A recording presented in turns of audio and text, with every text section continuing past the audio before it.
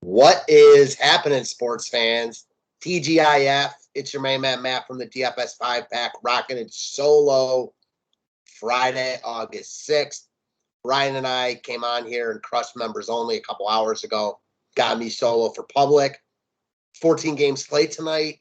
Let's get it. I love these Friday night slate. I love these Friday night slates, and tonight is no different. So got a couple guys I'm excited to talk over. Let me screen share this and we will dive right in. So there's quite a few pitching options tonight, and I hate taking the low-hanging fruit, but man, Bassett just stands out as the top dog in all formats, coming off a really, really nice start in LA against the Angels where he dropped close to 30 DK points.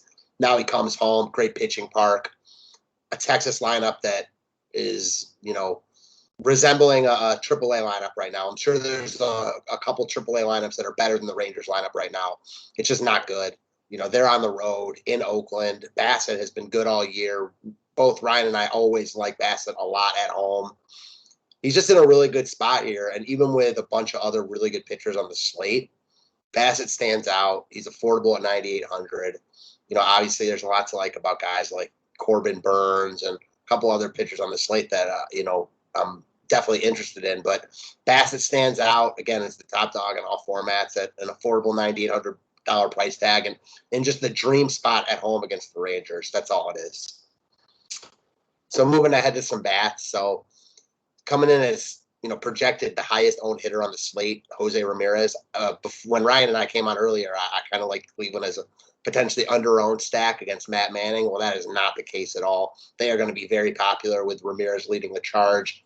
He's awesome. 6,400 is expensive, but not really hard to get to him with other cheap value with other cheap bats all over the place. And at this ownership, I really wouldn't fade him in cash games, and it's a risky fade in tournaments. If you're stacking the Indians, you definitely want Ramirez exposure here. All right, moving on down. So a guy like all formats, probably more GPP, is going to be Nick Ahmed. So led off yesterday against a lefty. I expect him to be right back in the leadoff hole again today. Doubles in 3 straight games.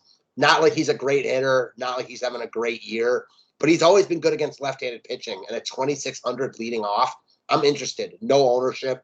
Ryan Weathers got lit up last time out. He is not a guy I'm afraid of picking on at all. And I like Ahmed quite a bit. I like a couple of these Arizona bats, and Ahmed is one of my favorite pieces at 2,600. All right, moving on down to a couple outfielders I like a lot. I think you can play him in any format. So Giancarlo Stanton. We've talked about Stanton, it seems, for years now. He's a very hot and cold hitter. Well, he is definitely on the upswing right now. 2 hits in 3 straight games. Hasn't really seen many extra base hits, only 2 in that span. But he is seeing the baseball really well. Before Joey Gallo hit the game-winning 3-run homer last night, Stanton fought off a 2-strike pitch for a single into right field. And he's only doing that when he's seeing the ball really well and locked in at the plate, which he is right now.